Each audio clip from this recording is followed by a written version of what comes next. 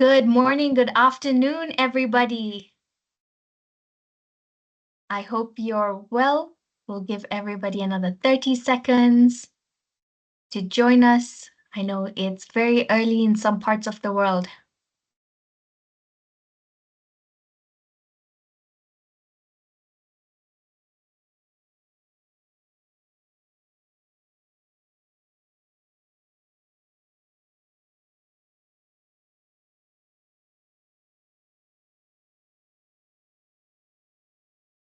All right, here we go. So, good morning, good afternoon, friends, partners, colleagues. Thank you very much for joining us in person and online from around the world. My name is Asmaira Alibai. I'm the Faith and Ecosystems Coordinator at UNEP's Faith for Earth Coalition. And on behalf of Dr. Iyad Abumogli, we're very pleased to join you in this conversation with representatives of key faith-based organizations and institutions that have been engaged with the Faith for Earth Coalition in this work that we call Faith and Pollution Action. So I want to start off by sharing with you what UNEP and the INC's global offer on plastic pollution is to you and to civil society. At the coalition, which is one of the UN Environment Program, we're tasked with supporting the work on chemicals and pollution. It's a sub-program that includes key resources like publications, campaigns, knowledge sharing opportunities, and much more, generated by global experts. So this is UNEP's offer. Now, the environmental, the social, the economic, and the health risks of plastics and what they pose on communities and ecosystems need to be assessed. About 200 garbage trucks full of plastic are dumped into the world's oceans, rivers, and lakes, and communities are not at par in addressing these risks, with the poorest and the most vulnerable disproportionately affected. The pollution crisis does not occur in a vacuum. Other environmental stresses like climate change, and we're very pleased to have Dr. Ya joining us from Baku at COP29, ecosystem degradation, and the unsustained resource use compounds these risks.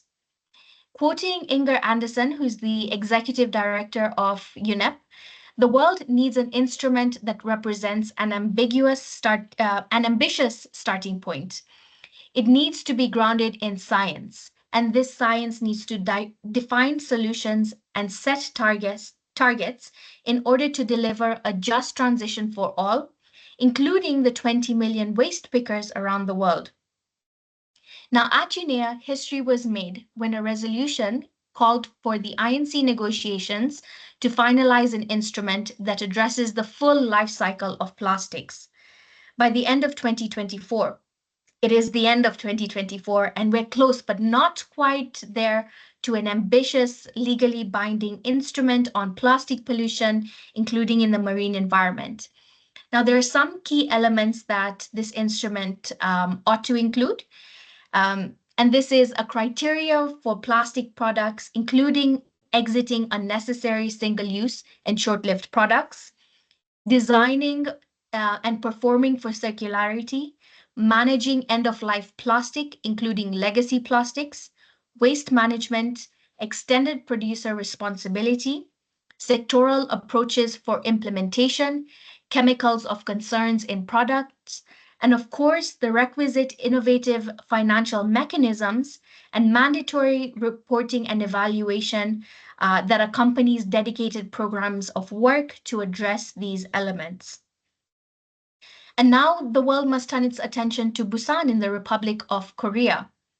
In particular, civil society, our eyes and ears on the ground that are witnessing firsthand the devastating impacts of plastic pollution in our communities and our ecosystems.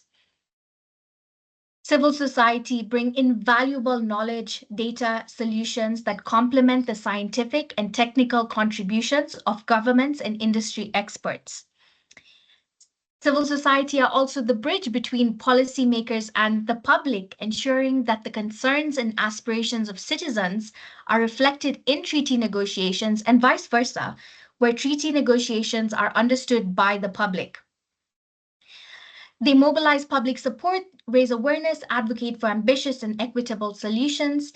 And this is some of the work that Tear Fund, Green Anglicans, and so many other faith-based organizations have been working on for the last 2 years. And this is when very proud to announce that this is what is reflected in the publication Faith-Based Action Towards a Pollution-Free Planet. And my colleague will place a link in the chat for you to have a look at this publication that we're launching today. In a nutshell, it highlights the experiences of faith actors after months and months of identifying the extent of the network's engagement globally. What we found is that by actively engaging civil society, including faith organizations, the INC and many other intergovernmental processes can enhance effectiveness and long-term sustainability of the resulting instrument. Faith actors can foster trust, transparency, accountability, ensuring that the treaty truly serves the interests of the people and the planet. And we know that faiths are the authoritative voice of morality for the common good of all. These are some of the things that we hope to uncover through the work of the Interfaith Working Group on Pollution. It's one such opportunity to leverage the power of partnership and create a space for dialogue and multi-stakeholder engagement within UNEP and the INC. And at this juncture, I'm very pleased to welcome Luying Wang, who is an intern with the Faith for Earth Coalition. She will be supporting our work with the Interfaith Working Group on Pollution, and will be saying a little more about it. Luying, over to you. Okay, thank you, Asmara. So, good afternoon, everyone. And it's been a privilege today to be here as we come together in the lead up to INC 5 to discuss the critical role of faith-based organizations in addressing the global crisis of plastic pollution and waste crisis. So I'd like to take this opportunity to introduce the Interfaith Working Group on Pollution under the Faith for Earth Coalition. So this group serves as a convening platform for faith actors to share interreligious and intercultural best practices, advocate for legal binding instruments on plastic pollutions at the global level. And then through mobilizing communities for action, we at the end to influence policymakers to represent vulnerable voices in the decision-making process. So by talking about communities, this is in alignment with the INC emphasis on the pivotal role of civil society. So our working group recognized that the meaningful engagement from diverse civil society actors, including the FBOs, is essential for creating comprehensive and sustainable solutions to pollution. So in UNEP as a whole and our coalition, we've developed several resources to equip FBOs with the tools and information to make meaningful contribution. So firstly, we have the coalition webpage and newsletters. So there are regular developments in this thematic area. For example, in recent releases, we made links to the webcast of the upcoming INC 5 and the registration links to meet with observers ahead of the event through informal webinars. And then we have the catalog. So this flagship faith-based action towards a pollution-free planet catalog publication, as Mara just mentioned, highlight the ethical and spiritual dimensions that the groups have cited while working on the dimensions of pollution. So with actionable case studies like the Tear Fund's rubbish campaign and the Hope Cathedral, demonstrating that circular economies can serve the needs of groups dedicated to their vision for today. And then we have the faith action on the UN Sustainable Development Goals database by demonstrating the global faith action projects towards the UN SDGs. This is very sophisticated resource for FBOs to learn how to align their work with the SDGs. For example, projects like Islamic Relief's climate campaigns in Africa and Asia, or Life Water International's clean water access in sub-Saharan Africa and Southeast Asia show how traditions can address pollution while supporting broader sustainability goals. So these resources all aim to bridge the gap between faith-based perspectives and policy frameworks, empowering FBOs to engage effectively in platforms like the INC process. So therefore, it comes to very strong evidence to join our group, where you would gain access to a diverse and dynamic network of faith actors who will be working together. So I would like to finish my session with Dr. Iyad, our director of the UNEP Faith for Earth initiative, who once commented in the co-authored report titled Faith Action on the UN Sustainable Development Goals, Process and Outlook, where he said the potential aggregate impact of FBOs on sustainable development is immense. Thank you so much. I look forward to our discussions afterwards. Wonderful. Thank you very much, Ling. Thank you. Now we're very pleased to have Lucy Tanner from Tier Fund, who's joining us via a video. And I'm going to play that video in just a second. Just give me 1 second. Share so. I hope you can hear it. Good morning and good afternoon, everyone. Firstly, let me give my apologies for not being able to join you in person today. Since moving house a fortnight ago, we have been struggling to get our internet sorted. I had hoped it would be resolved by now, but sadly not. So let me introduce myself. My name is Lucy Tanner. Ling, can you confirm? Can you please turn the volume on a little bit? Yes. And I work for the Christian International NGO Tier Fund. We've been working on the issues of plastics and waste here for around 10 years now, and we've been involved in the Plastics Treaty right from the beginning. INC 5 will complete my set of treaty negotiations, and I must say it has been quite a journey. So as we begin, let's remind ourselves briefly why the Plastics Treaty matters, and therefore why INC 5 next week is such a crucial moment. Plastic production is spiralling out of control. Since the 1950s, we've produced an estimated 8.3 billion metric tons of the stuff. That's 1 ton for each person born within that same time frame. And of course, it follows that as we've produced more plastic, we've also thrown more plastic away. And so between 2000 and 2019, plastic waste generation more than doubled. So globally, we now throw away enough to cover almost 50,000 football pitches a day for those sports fans amongst you. And if nothing changes, that quantity will more than triple again by 2060.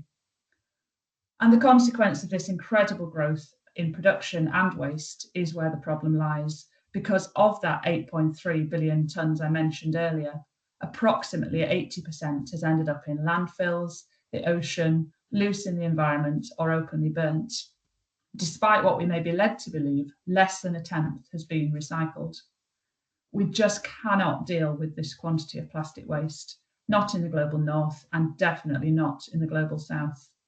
In fact, globally, 2 billion people do not have access to proper waste management and so are left with little other option but to dump or burn their waste. And dangerous practices such as these have serious consequences. To put it starkly, 1 person dies every 30 seconds as a result of diseases related to mismanaged waste, including plastic. And thinking about COP29 meeting as we speak, plastics are a major source of greenhouse gas emissions and contribute directly to the climate emergency. 98% of single-use plastic products are produced from fossil fuels. And of course, the burning of plastic waste releases dangerous air pollutants, including black carbon. And it's these impacts on people, and more specifically people living in poverty, that is what motivated Tier Fund to get involved with the treaty in the first place. This image is taken from a paper we published at the start of the treaty process, and it shows how plastic pollution harms people's lives in low and middle income countries, polluting the water, the air, and the soil, and creating a growing public health emergency. We also see here that plastic pollution is damaging agricultural and fishing livelihoods, and that it represents a serious threat to livelihoods related to tourism. So as we come to the final negotiating session, INC 5, it's helpful to remind ourselves of where this journey started. It was way back in March 2022 at a meeting of the UN Environment Assembly that an historic decision was made by all 193 UN member states to take steps to end plastic pollution. They proposed to develop a treaty addressing the full life cycle of plastic, that is, from its production through to its final disposal, over the course of 5 meetings of member states through 2022 to 2024. And the intention was that this would result in a final treaty text that can be signed and adopted by member states, and that when implemented, this treaty would bring an end to plastic pollution and its impacts on human health and the environment. It sounds very simple when you put it like that. So where are we now? We're at a critical juncture. As I said, INC 5 is the last scheduled round of negotiations, as you can see here. This has been an incredibly short time frame for an instrument of this scope. 5 rounds of negotiations might sound like a lot, but once you account for all the administrative things, the opening statements, the niceties, the not so niceties, the geopolitical arguments, the time is quickly eaten up. And in addition to that, the periods between the INCs, known as intersessional periods, have not been used as productively as they could have been due to a lack of agreement between member states about what work can and should be done in those periods. Nevertheless, if INC 5 goes to plan, there should be a final draft to be signed at the very grandly titled Diplomatic Conference of Plenipotentiaries that you see there in 2025. Assuming that happens, the treaty will then enter into force, countries will begin to implement it, and hopefully be held accountable for doing so. And in terms of meetings, the more familiar rhythm of annual conferences of the party will then commence, as we're familiar with, for climate and biodiversity. More on INC 5 in a moment, but firstly, what have we as Tear Fund and other NGOs been doing over the last 2 years, you might ask yourselves? There have been opportunities for advocacy, but firstly, just to flag that INCs are very different to COPs. They are about drafting and negotiating treaty text. There are very few side events. There is no green zone. There's no public access, and there is far less media than at the climate COPs, for example. Having said that, there have been great opportunities for different types of advocacy throughout this process, both at the INCs themselves and in between the sessions. And the number of NGOs at the INCs has been growing each time. So between the INCs, NGOs such as ourselves have been able to make official pre-session submissions as observers, to participate in webinars and multi-stakeholder forums. And Tear Fund and many other NGOs have been producing our own policy briefs in response to the negotiations and the draft texts that have been on the table. At the INCs themselves, our main aim is to build relationships with delegates and convince them to put forward ideas, language, wording on our behalf. And we do that through targeted engagement developed over weeks and months, also through chance encounters in the queue for coffee, as well as through the few side events that do exist and others that we have organised ourselves and stunts that we have organised. Just a few photos to break things up a little bit here, showing some of the highlights of our advocacy work so far. You can see letters being handed in at INC 3 in Kenya. That's an open letter from church leaders across Africa. In the middle there, you can see Dr. Twange Gawa, who's an academic and a Tear Fund campaigner from Malawi, who has accompanied us to the INCs and also done a great deal of media for us. And at the bottom right, if you can see there is a group of people dressed as lifeguards, and if you're particularly eagle-eyed, you'll spot the Eiffel Tower in the background. That was a stunt we organised at INC 2 to draw attention to the impact of plastic pollution on flooding. So circling back to INC 5, as I've said several times, this is the last round of scheduled negotiations. And as we begin the week, there are 2 different texts on the table. One is the compilation text, which is a 70-page document which is developed over the course of the last 4 rounds of negotiations. And that document contains numerous options for every measure in the treaty and has square brackets around the majority of the words in the majority of the sentences. And what square brackets mean is that the text has not been agreed by all parties. There are also option zeros in that text, and option 0 is for there to be no text on a particular measure and is something that represents a real threat to an ambitious and effective treaty. The other text on the table is a non-paper or an unofficial paper that has been prepared privately by the chair of the negotiations, and which attempts to focus on those elements which he believes are essential to the treaty and to help us make the best use of the remaining time we have. This is a greatly slimmed down and simplified document compared to the compilation text, and suffice to say, much has been lost in that slimming down process. But neither document is perfect, and there is strong opposition to both papers. So we are expecting to spend a great deal of time at the beginning of the week debating which should be used as the basis for the week's negotiations, really wasting precious time that we don't have. There is also the ongoing tension between those countries with high ambitions for this treaty and those countries with lower ambitions. The formal High Ambition Coalition was formed at the start of the process and now includes over 60 governments. The like-minded group was formed just ahead of INC3. You see them there represented in this cartoon. And although they don't have the same level of formality as the High Ambition Coalition, they are no less dangerous for it, for those who seek an ambitious, legally binding treaty. So what are my hopes and fears for INC5? Well, the one is really the reverse of the other.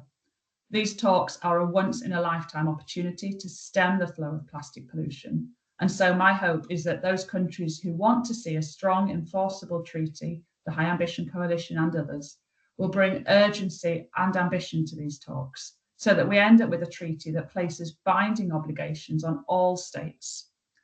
This will require political will and parties engaging in the true spirit of multilateralism to resolve contentious issues and find both agreement and ambition.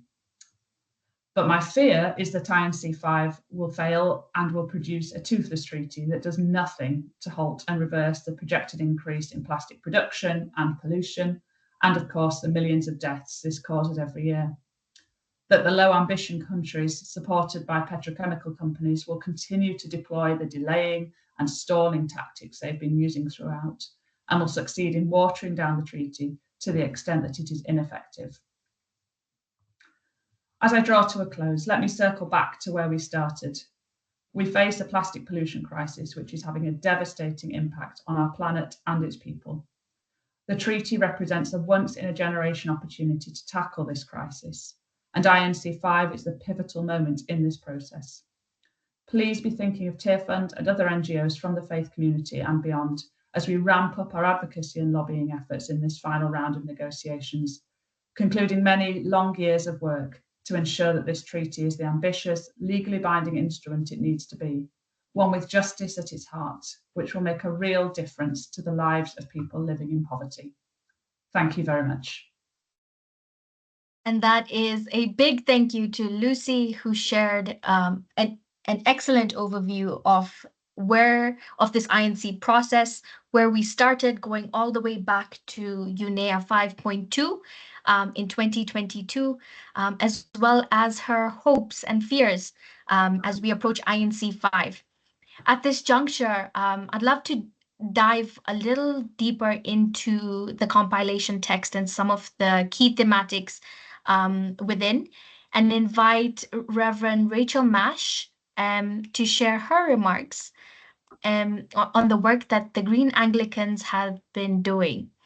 Now, Reverend Rachel, I'm going to ask you to kindly start while I get your presentation up on the screen. Good afternoon, everybody. Great to be with you. I think I can share my screen if that's easier. Let me know if I can share it. You can. Okay, let me just go back to the beginning.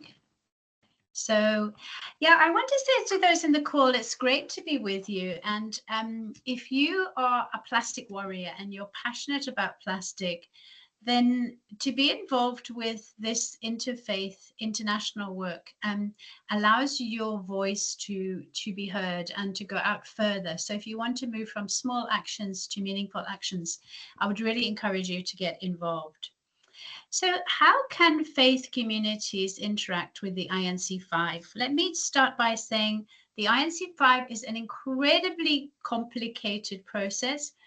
There are documents that I do not understand. I am not a plastic expert and I don't pretend to be.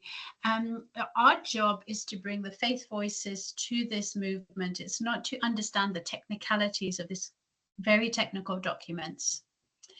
So the first thing I would encourage you to do is to join up with other partners. There are many plastic NGOs who have expertise, and including the waste pickers. That's a really important voice that we as faith leaders need to partner with. So this is our South Africa consortium, and you can see some international names you will know, like WWF and Greenpeace are the local ones, the South African Waste Pickers Association. So this is a group of NGOs that we've been working with for quite a long time, since the start of the plastic treaty, and they are the experts. They write the documents, we look at them, and we bring out some of the values and some of the other things to it. But I would really encourage you to get to know some of your local NGOs in your country and form a consortium with them. And then we can bring faith concerns to the process. For example, in South Africa, I'm sure in other countries, we've been having government stakeholder meetings. So just now, a couple of days ago, we had the Department of Forestry, Fisheries and Environment had a consultation with us as the South Africa community organizations before INC, where we were able to hear what their plans are, and we were able to bring our concerns. So that is the opportunity to ask questions. There was a section where we, as the NGOs, we put together our questions, and I was able to bring the last two questions, which was number 4, what is the South African delegation doing to ensure the rights of waste pickers? And number 5, what are we doing to ensure that plastic products impacting on human health are eliminated and phased out, especially those impacting on the most vulnerable? So if you're part of the process, then you're in the room. You're allowed to ask questions. You can put, even if it's just in the chat, you can bring those questions and those concerns to the process. And then we need to keep going back to the vision, the vision, the vision, the vision. This treaty must not end up as a waste management treaty. And that is what is beginning to happen. The plastic production companies in South Africa, they are really pushing for a continuation of increasing production. They keep saying, we need jobs, we need jobs. And the danger is that it ends up as a waste management treaty and the amounts of plastic continue to grow. We have to be beginning to reduce production and begin to turn off the tap of this tsunami of plastic. Without intervention, plastic pollution in our context in South Africa is set to almost double by 2040 as compared to 2020 levels. That is the reality of what is happening. We have incredibly cheap plastic as a byproduct. And so since COVID, it has just escalated. So what are some of the values that we can bring? There's the issue of intergenerational justice. There are the rights of the most vulnerable, and there is the impact on health. When we balance health with job creation, this is where these issues can be brought in. So, for example, during last time when we were at United Nations Environmental Assembly, we met with one of the delegation, and they said we should ask them what would be helpful for the faith communities to bring to the process. And they said, bring the impact of plastic pollution on the most vulnerable into the room, because the plastic polluters keep saying, you know, that we're creating jobs from making plastic, that we are helping look after people's health because of plastic. So during Plastic Free July, we had a series of posts around the impact of plastic on the most vulnerable. I'm looking in this picture at how plastic pollution impacts jobs. Last year we had very bad flooding in the city in Cape Town called Durban. The harbour was flooded, and for several days the boats couldn't go out because the rudders, the engines were getting chowed up in the plastic. And then one of the really important things that we see as we're getting more and more flooding because of climate change is plastic waste leading to flooding, particularly in our informal settlements where the storm water gets blocked. So we had a series of 6 or 7 posts looking at the impact of plastic waste on the most vulnerable, on the poorest of the poor. And then another role of the faith-based, I think, is to provide a value-based support for the treaty in terms of behavior change. That is our job. That is what we preach every Sunday or every Friday or every Saturday, that we are wanting people to change their value based on our values. And I like this graph that shows how behavior changes. Is you get your small number of innovators and then your early adopters, and then you get a majority, and then the laggers come. And you see that with any behavior change. So if we as the faith communities can see ourselves at the beginning, we are the early adopters of different ways of doing catering. And we are the early adopters of a zero waste policy in our events on our streets. We can also do a lot of awareness raising, faith-based awareness raising, using our scriptures. We always say that after Jesus fed the 5,000, he said, let there be no waste. How do we mobilize our communities through the churches, working together with other faith communities for awareness and health raising? A couple of examples, like we have banned the use of styrofoam, extended polystyrene at church functions. I must say that is not happening in many places. We can ban things, but it's a lot of work getting it implemented. But we have passed the ban, and also on plastic water bottles. And then we've done things like bring your own bag, and during Lent have 40 days where people try and reduce single-use plastic as much as possible. So these are just ways that we can raise awareness around the treaty through our churches, through practical actions, and mobilizing and engaging people. So we can go broader than our own churches, and we have our different ecumenical movements. In South Africa, we've got the Council of Churches. So we brought some of these plans to the Climate Commission. So one of the programs that the Southern Africa Council of Churches is going to roll out through 2025 is a focus on waste management awareness. World Environment Day this year will be plastic again, preparing prayers and sermons on waste, and then getting churches together in the local community to do cleanups, and not just to clean up, but to restore those dump sites by planting trees and plants. And then at the same time, we can bring in advocacy and awareness around the plastic treaty as we do that. We have reach. If you think of the faith communities, we are in every part, especially across Africa, from the wealthiest suburbs to the smallest informal settlements, we are everywhere. So when you look at the INC5 process, you see it's very technical. So one of our jobs is to do knowledge translation. So a person looks at a list like this, and there's EPS, PS, PVC, PVDC, PETG. What does that mean? So one of our jobs is just to simplify things, to use pictures, to say to people, this is a product, you know this product, it's called a Coca-Cola bottle. This is a plastic spoon, so that people begin to know what the different products are, which things are likely to be banned, which things are of concern. Raising awareness, for instance, around microplastics in your cosmetic products, that when you buy your face cleaning product, have a look and make sure that it doesn't have any microplastics, which are the dangerous plastics that you do not want your children and your babies to be using. And then to help people to think about which are some of the single-use products that you don't need to have. You don't have to have a balloon stick you don't have to have a balloon when it's your children's party, and things like that. And then we need to follow the money. One of the things which is being discussed is the extended producer responsibility money.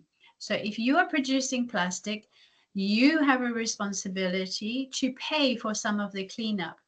Now, we did a project at one of the Anglican churches here in Cape Town with a researcher from the Cambridge School of the Circular Economy to find out, if we were running a recycling project, how much would people be able to earn. And we discovered that currently, with a shockingly low price for recycled plastic, a person would need to collect around 300 bottles in order to buy a loaf of bread. So that means that there's no incentive to do it, and that is why the rates of recycling have dropped extremely. So we need to push through and make sure that the extended producer responsibility fees go to the waste pickers to make it cost effective and incentivize people, because at the moment in South Africa, most of that money goes to big companies and it's not filtering down to the waste pickers. And then the just transition is super important for faith communities. The current Article 10 on the just transition must be stronger. We need to support the transition to a more circular economy, but while we do it, to protect the rights of the informal sector workers, the waste pickers and other workers in the plastic value chain, the women, the children, the youth, the people living with disabilities, they must not get left out of this process. I wanted to share this verse, which really inspires me, from Psalms 113, verse 7. God raises the poor from the dirt and lifts up the needy from the garbage pile.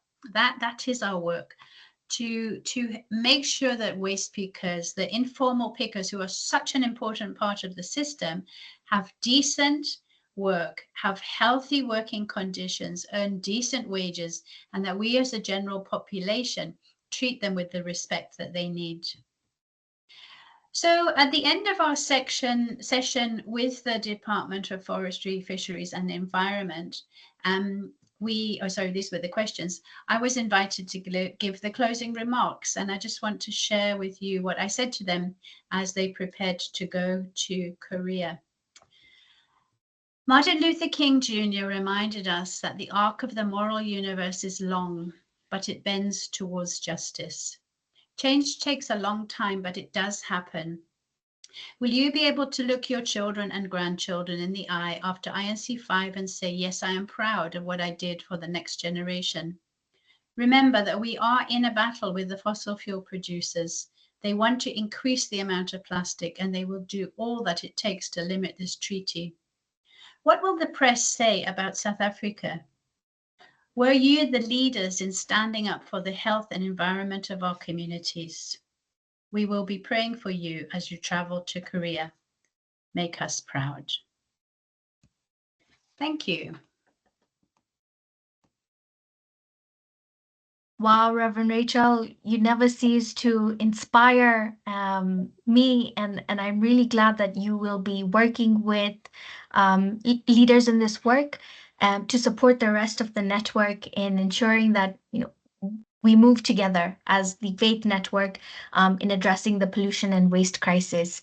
So just to give a quick overview, it's very simple. One, we have a responsibility as faith-based organizations in this process to break down the technical language, to simplify it so that it's understandable.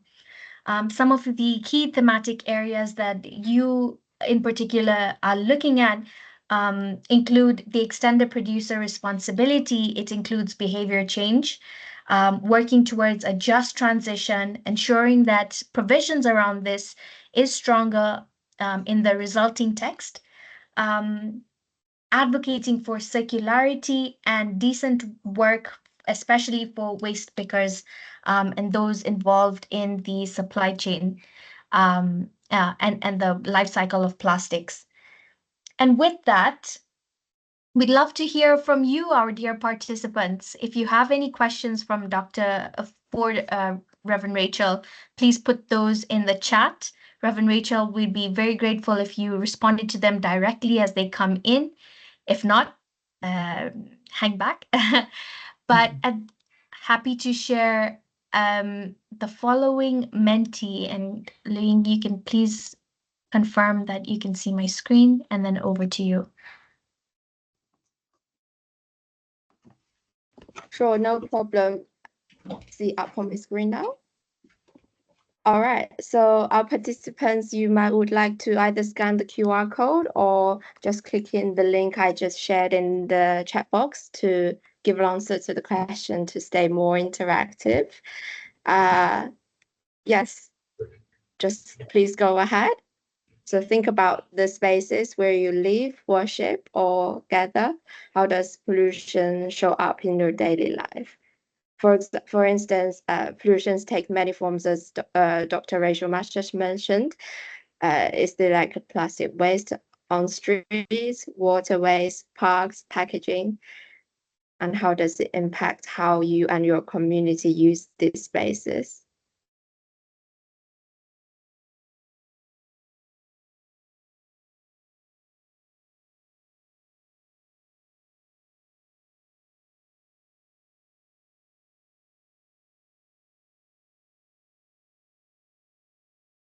Yeah, I see people mentioned.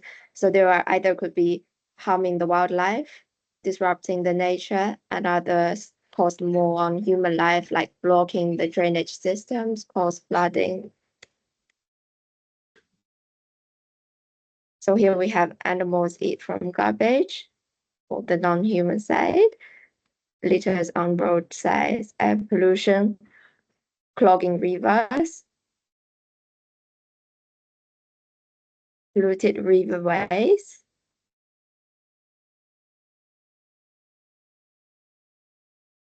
smell fowls and rats, smell of the city, higher waste management costs, microplastics,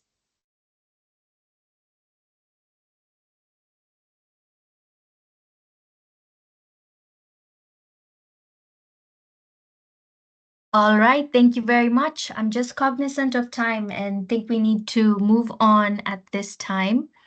We're very pleased that that Kamran Shahzad from the Bahu Trust has been able to send us his recording, and I'm just trying to pull that up on the screen.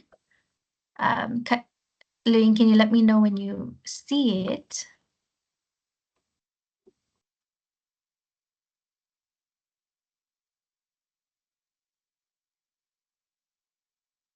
Apologies, that's coming in now.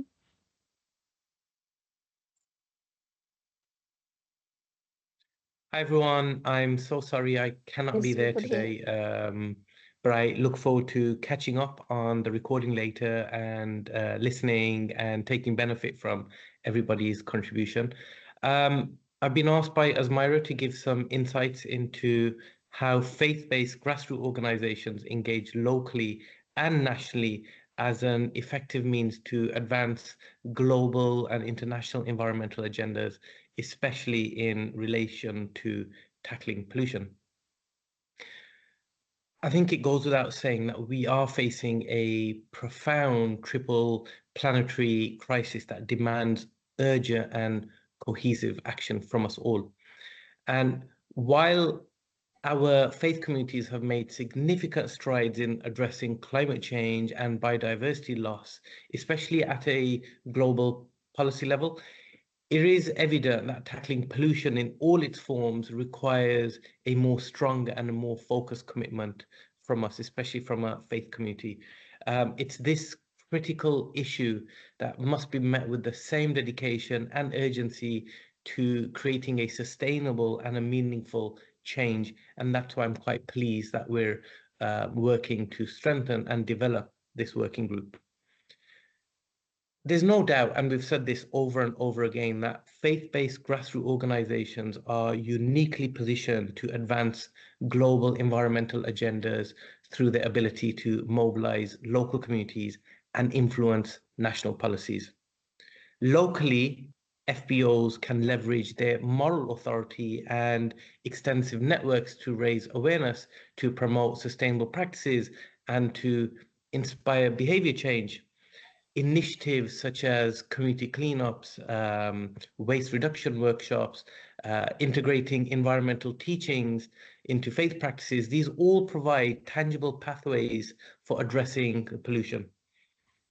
Framing environmental stewardship as a spiritual and moral responsibility fosters this sense of collective action which aligns with global ecological goals. And not just locally, nationally too, faith-based organizations can advocate for robust environmental policies. They can engage with policymakers and form very strong coalitions to amplify their voice on pollution control. They act as vital intermediaries, channeling grassroots concerns into national and international frameworks, such as the UN Sustainable Development Goals, into the UN Environment Assembly, and of course, into the INC. Their dual focus on local empowerment and systemic advocacy makes them a potent and a strong force in combating pollution and fostering global environmental accountability. Here in my city of Birmingham, my local authority, Birmingham City Council, has undertaken significant measures to tackle pollution and improve air quality, emphasizing the importance of collaborative community efforts. So we're seeing faith-based groups such as the Birmingham Faith Climate Action Partnership, which is a partnership between the Bahu Trust, Footsteps, and various other faith groups, actively contributing through projects that promote sustainable travel, enhance energy efficiency, and foster environmental awareness. These initiatives reflect the shared principles of stewardship and social responsibility across various faiths.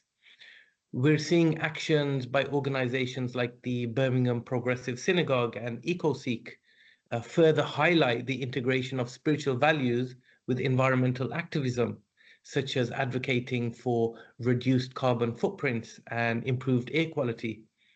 Many mosques in the city host regular street cleaning events, and they strive to minimize single-use plastics in their communities. But these efforts face monumental challenges from consumerist models and the accessibility of cheap, disposable commodities that just increase pollution. And this is why this underscores the need for faith groups to engage in policy advocacy to dismantle systemic barriers. So I'll leave it at that. I know we don't have much time. Thank you so much for listening to me. I'm looking forward to working with the UNEP Faith for Earth working group on pollution and all the associated friends and partners, because it's so important that we embed this pressing issue into meaningful discourse and to ensure that faith communities are playing a pivotal role in shaping sustainable solutions and working towards a world free from pollution. Thank you.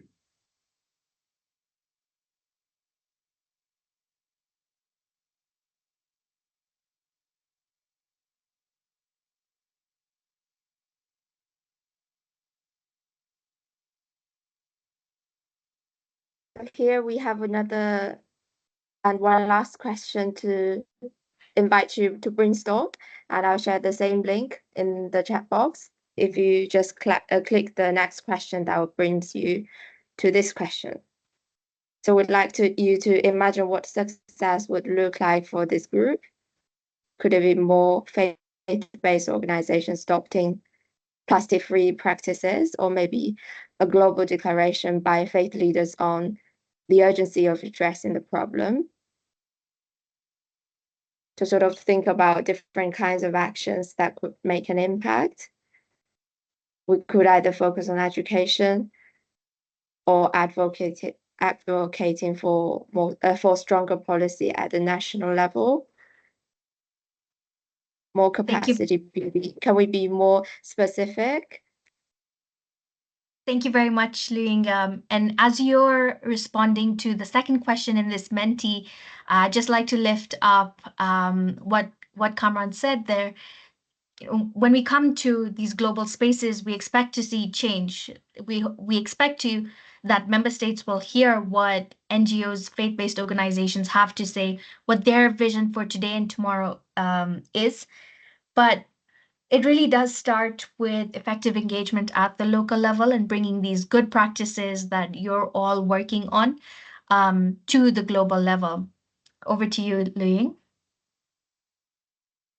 Yes.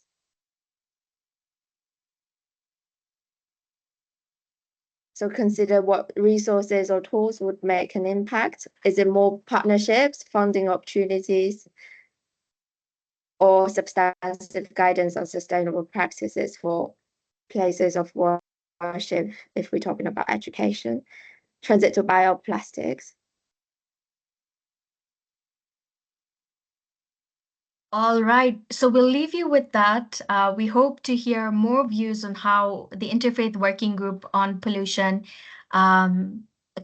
what they can focus on in order to make this work on faith and pollution action successful.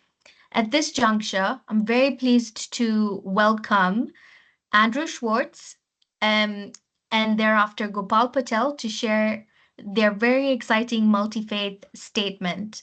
So I'm going to play Andrew's video now, and I hope that you can hear him. Good morning. Yes, we could. Good afternoon, good evening, wherever you are. My name is Andrew Schwartz. I am the co-founder of Future Faith, and I am so very disappointed that I can't be with you all today live to take part in this incredibly important conversation on the eve of the fifth and final round of negotiations for international global binding treaty on plastic pollution that's happening in Busan, South Korea.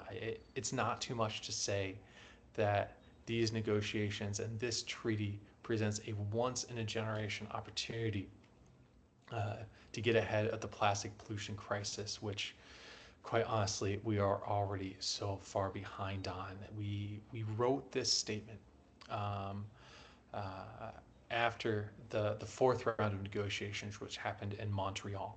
And I remember being with friends and colleagues and remarking that the humanity had been taken out of the negotiations. We were no longer talking about the implications to communities that are living next door to these plastic production facilities. We were no longer talking about the ecosystems that were being devastated by plastic pollution and plastic waste and these toxic chemicals. We weren't talking about future generations. The conversation had settled on business and industry. It had settled on growth. It settled on the things that matter the least when it comes to life. And this is really what this conversation is about. This is a negotiation for human and planetary health, about our ability to meet the 1.5C warming threshold. Unless we get a hold of plastic production and plastic waste, then we are all but saying goodbye to our ability to hit these key biodiversity and climate markers. And so we, as a people of faith, a small group of us, began forming and writing this statement and really wanting to express the need to put people first, to put the planet first, human and planetary rights first, and to center the negotiations around that. And as a reminder that not everything should or can come down to money and production and economy, but we need to be making better, more holistic decisions that really privilege people and the planet, and especially those who are being impacted first. And so I'm so very proud to be able to share this statement and such enormous gratitude for our friends at Faith for Earth for providing us the platform and the space to share this statement. And I really do hope that you sign it and put your name to it and your organization's name to it as a call and a reminder to these negotiators that faiths are watching, that we care, that we will support a strong treaty, but that we will also have to hold to task everyone if it is a weak treaty. There's so much work to be done, and we know that these negotiations are not the end of the plastic issue. Even if we get the strongest treaty possible, there's going to be so much work to be done to make it be realized.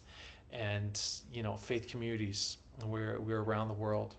We're working to preserve our communities, to build a better world, to pass on that love and justice and continual fight for human and planetary rights. And so we are on these front lines. We are out here doing the work to make the world a better place. And we really encourage negotiators to do their part in this work to create a strong and legally binding plastic treaty that caps plastic production, that gets ahead of these chemicals of concern, and invests in circular economies and circular processes to really manage and deal with all the waste that plastic production produces. And so I want to say thank you to you all for taking part of this conversation. I want to say thank you again to the Faith for Earth team. And please do share and sign this statement. We will happily share it with negotiators who are meeting in Busan. And, just let's all stay in this work together. Let's keep supporting one another. Let's keep pushing for a better world. Thank you. Thanks so much. Fantastic. Gopal, over to you. Thank you, Asmira. Good to be with all of you. I know we're running a bit tight on time. My name is Gopal Patel. I'm also a co-founder of Future Faith and New Think and Do Tank. And just wanting to reiterate Andrew's call to action there around signing this statement. We're very happy to have produced it with a number of other faith-based leaders and organizations. And I just want to say that it's, we're really happy with it because it's rooted in values, but also the policies that we want to see coming out of Inc. 5. And we know it's a busy time right now. We're in the middle of the climate COP. The CCD COP is about to start in a couple of weeks. And so it's a busy season. But what we hope this statement does is it allows those organizations and individuals who haven't been able to track the negotiations to have a voice in the negotiations. And so it's a vehicle by which people can sign on. And as Andrew mentioned, it will be shared with the Secretariat. It will be shared with negotiators and other civil society actors as well. There will be a launch of it at some point, but we're just working out the details of that. And I just want to say that, the statement is a call to action for faith groups to say to negotiators, we're with you to do the hard work to get this over the line. And that's why at the end, the final paragraph, you'll see that we're calling on negotiators to have courage and compassion to do the right thing with these negotiations. And so we're very happy to share it. The link is there in the chat. Please do share it with your networks, and very happy to be working with Faith for Earth and with Rachel and Tear Fund and all the other amazing organizations that have been doing this for many years. Thank you. Fantastic. Thank you very much, Gopal, Andrew, Lucy, Rachel, Kamran, and of course, a big thank you to Luying for all your support in putting this webinar together. Friends, colleagues, thank you for joining this call. It seems many of you were shy and we've received no questions, but at this juncture, let's take this call from the speakers. Join the Interfaith Working Group on Pollution, because we're only as strong as the members of the network that choose to work with us and on these very important issues. We have a very exciting plan of action ahead of us. And if you want to learn more about it, please read the publication that we have launched today, Faith-Based Action Towards a Pollution-Free Planet. And those links are available in the chat. We will send around some post-session resources to interact closely with all of the resources shared today. And we wish you a very exciting INC period. Of course, you can watch it online. And do reach out to us if you have any questions about coming into this space, your vision for what work needs to be done and how we get that done. Thank you all for joining us, and goodbye. Thank you. Thanks, Louis.